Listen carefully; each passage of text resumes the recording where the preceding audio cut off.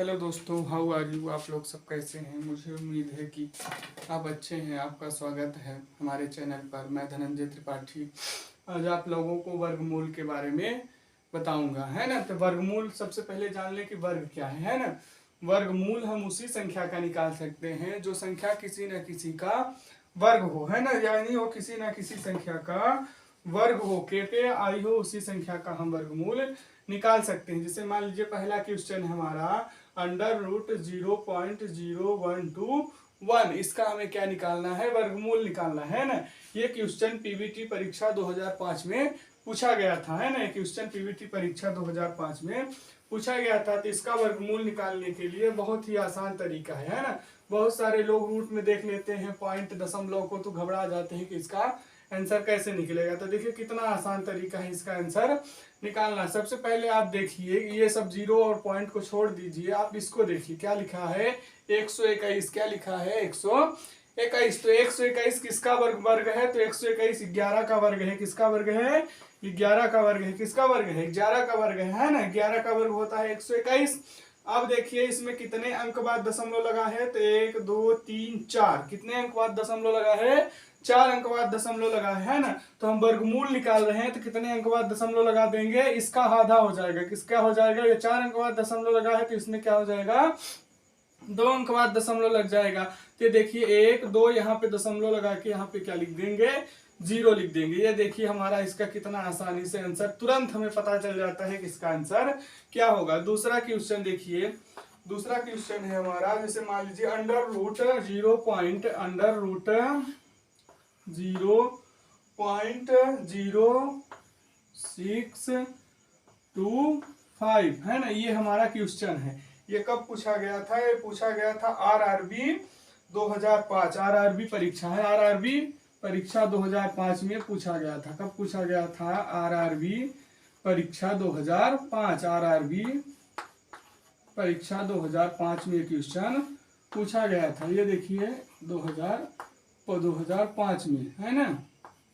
ये 2005 आरआरबी परीक्षा 2005 में एक क्वेश्चन पूछा गया था, है ना। इसका क्या निकालना था? वर्गमूल निकालना था। 4 ऑप्शन आपको दिए रहते हैं, उसमें से एक ऑप्शन को सेलेक्ट करना रहता है ना। तो देखिए क्या लिखा है 0.0625, है ना। हमें इसका क्या निकालना है? वर्गमूल निकालना है। तो सबसे पहले ये देखिए कि 625 किसका वर्ग है? 625 किसका वर्ग है? तो 625 किसका वर्ग है? 25 का वर्ग है। किसका वर्ग है? 25 का वर्ग है। अब आप इसमें देखिए कि दशमलव कितने अंक बाद लगा है? तो 1 2 3 4। कितने अंक बाद दशमलव लगा है? 4 अंक बाद दशमलव लगा है। तो हम यहाँ पे कितने अंक बाद लगा देंगे? उसका आधा लगाएंगे। कितना लगाएंगे? आधा। तो देखिए 1 2 यहाँ पे दशमलव लगा देंगे और यहाँ पे लिख देंगे 0.25। ये हो जाएगा हमारा इसका आंसर। अब देखिए तीसरा क्वेश्चन क्या है हमारा, है ना। तो देखिए दोस्तों तीसरा क्वेश्चन है हमारा, जैसे दिया हुआ है तीसरा क्वेश्चन 0.00441। क्या लिखा है? √0.0000 फिर क्या है? 441। ये क्वेश्चन कब पूछा गया था? तो ये क्वेश्चन पूछा गया था एसएससी, है ना। एसएससी में 2001। कब पूछा गया था? एसएससी 2001। एसएससी में 2001 में पूछा गया था। कब पूछा गया था? एसएससी 2001 में क्वेश्चन पूछा गया था, है ना। तो देखिए इसका आंसर क्या होगा? बड़े आसानी से निकल आएगा। सबसे पहले हम क्या करेंगे? ना तो पॉइंट को देखेंगे ना तो जीरो को देखेंगे। हम केवल देखेंगे 441। क्या देखेंगे? 441 देखेंगे, है ना। तो एक इसका वर्ग है 4441। तो 441 किसका वर्ग है? तो 441 किसका वर्ग है? 21 का वर्ग है। 21 का वर्ग है। किसका वर्ग है? 21 का वर्ग है ना। तब देखिए अब यहाँ पे गिन लीजिए कि कितने अंक बाद दशमलव लगा है। तो 1 2 3 4 5 6। कितने अंक बाद दशमलव लगा है? 6 अंक बाद लगा है। तो यहाँ पे हम कितने अंक बाद लगाएंगे? तो यहाँ पे हम लगा देंगे 3 अंक के पहले। यहाँ कितने अंक पहले है? 6 अंक पहले। यहाँ पे हम 3 अंक पहले लगाते हैं। हमारा 2 अंक है। 1 अंक हम इसमें क्या ऐड कर देंगे? 0। क्या ऐड कर देंगे? 0। और यहाँ पे पॉइंट लगा के यहाँ पे लिख देंगे 0। तो इसका आंसर क्या हो जाएगा? 0.021, है ना। इसका हम क्या करते हैं? वर्गमूल डायरेक्ट पता चल जाएगा आपको क्या होगा। तो इसका वर्गमूल क्या हो जाएगा? 21, है ना। अब हमें पॉइंट कहाँ पे लगाना है, तो इसको गिन लीजिए 1 2 3 4 5 6, 6 अंक बाद दशमलव इसमें लगा है, तो यहाँ पे हम उसका आधा लगा देंगे। वर्गमूल निकाल रहे हैं ना, वर्गमूल का मतलब ये होता है कि उस संख्या का उसी में, जैसे मान लीजिए कि 7 के गुणते 7 इक्वल टू 49, ये क्या हो जाएगा 49। तो ये देखिए ये 7 है, इसका इसी में गुणा किए हैं तब ना 49 आया है, यानी इसका आप इसी में मल्टीप्लाई करेंगे तो यही आंसर आपका आएगा। ये संख्या इसकी वर्गमूल होती है। आधे अंक पे हम क्या करते हैं, दशमलव लगा देते हैं। अब देखिए जैसे चौथा क्वेश्चन दिया हुआ है, चौथा क्वेश्चन क्या है हमारा, तो ये देखिए चौथा क्वेश्चन है हमारा, मान लीजिए चौथा क्वेश्चन है 0.09, क्या लिखा है, अंडर रूट 0.09। ये क्वेश्चन कब पूछा गया था, तो ये क्वेश्चन पूछा गया था एसएससी में, पूछा गया था सन 2002 में। कब पूछा गया था, एसएससी सन 2002 में क्वेश्चन एसएससी में पूछा गया था। कहाँ पूछा गया था, एसएससी सन 2002 में। जैसे हमें इसका मान निकालना है तो देखिए कितनी आसानी से निकल जाएगा, सबको छोड़ दिए है ना, क्या लिखा है 9 लिखा है, सिर्फ 9 को देखिए तो 9 किसका वर्ग है, तो 9 3 का वर्ग है, 9 किसका वर्ग है, 3 का वर्ग है। अब देखिए हमें पॉइंट लगाना है ना, दशमलव लगाना है, तो दशमलव कहाँ लगाएंगे, तो इसको गिन लीजिए 1 2, इसमें कितने अंक बाद लगा है, 2 अंक बाद लगा है, तो इसको हम क्या करेंगे, आधा कर देंगे, तो आधा कितना होगा 1 होगा, है ना। तो हम कितने अंक बाद लगा देंगे 1, तो 1 तो 3 3 1 है, तो 1 अंक बाद यहाँ पे पॉइंट लगा के और यहाँ पे 0 लिख देंगे। इसका हमारा यही आंसर हो जाएगा। ये क्वेश्चन पूछा गया था एसएससी सन 2002 में, है ना। बहुत आसानी से हम इसका आंसर तुरंत कुछ ही सेकंडों में पता लगा सकते हैं। अब देखिए जैसे पांचवा क्वेश्चन है हमारा,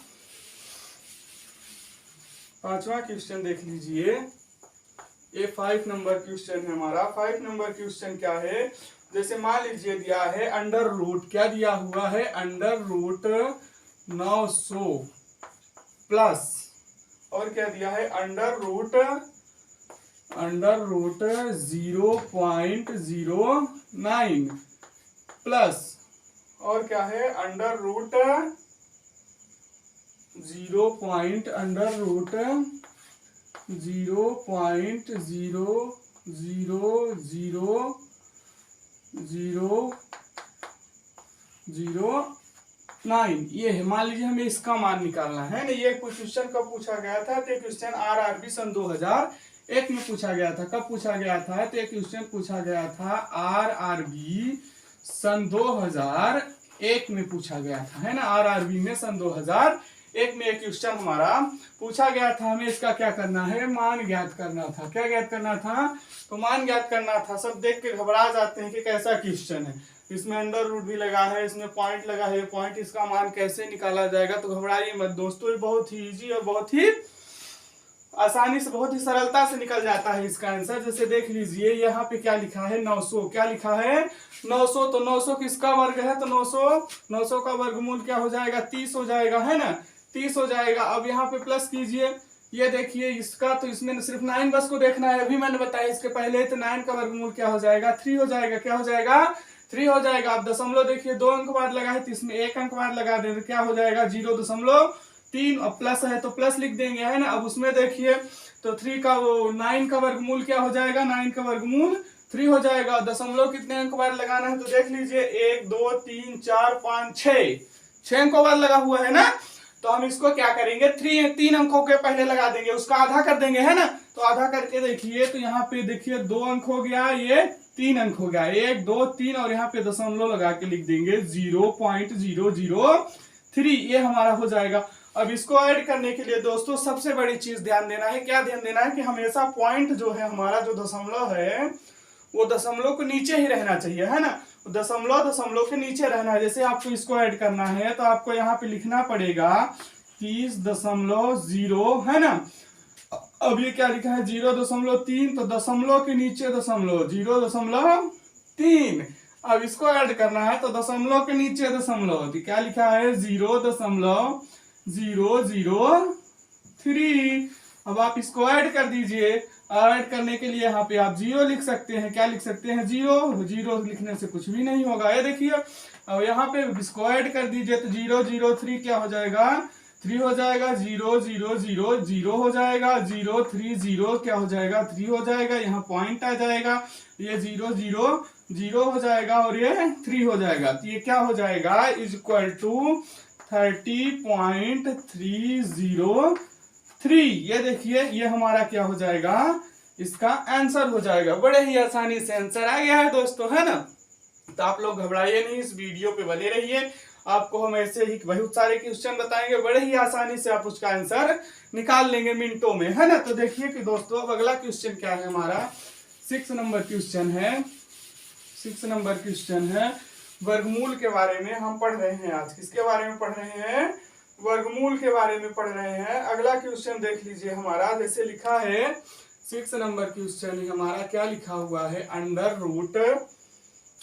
रूट लिखा हुआ है 40, क्या लिखा है 400, under root 400 plus under root 0.0400, ये 400 प्लस फिर क्या लिखा हुआ है, हाँ ये देखिए अंडर क्या लिखा है 0.00004।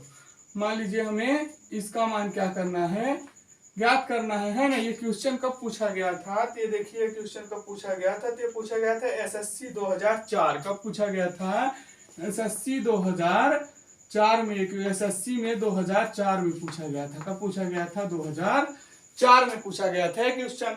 अब देखिए जैसे हमें इसका मान निकालने के लिए बहुत ही आसान है ना, कितना आसान है। अब देखिए 400 किसका वर्ग है, तो 400 हमारा 20 का वर्ग है। किसका वर्ग है, 20 का वर्ग है। 400 है ना 20 का वर्ग। अब देखिए इसमें अब हमें इसका मान निकालने के लिए सबको छोड़ देना है। क्या करना है, सबको छोड़ देना है, सिर्फ 400 को लेना है। किसको लेना है, 400। क्या लिखा है 400, तो 400 का वर्गमूल क्या होता है 20। क्या होता है 20। अब हमें पॉइंट लगाना है, क्योंकि इसमें पॉइंट लगा हुआ है। तो पॉइंट लगाने के लिए हम क्या ध्यान दें, क्या देखेंगे, सिर्फ इसको देखेंगे कि कितने अंक पहले लगा है। तो देखिए 1 2 3 4, कितने अंक पहले लगा है, 4 अंक। तो देखिए यहाँ पे हम क्या करेंगे, इसका हाफ कर लेंगे। कितने अंक बाद लगा देंगे, 2। तो ये 0.2 क्या हो जाएगा 0.20। अब यहाँ पे प्लस करिए। अब इसको देखिए, तो ये इसमें लास्ट में क्या है 4 है। क्या है 4 है ना। अब 4 का वर्गमूल क्या होता है, तो 4 का वर्गमूल 2 होता है ना।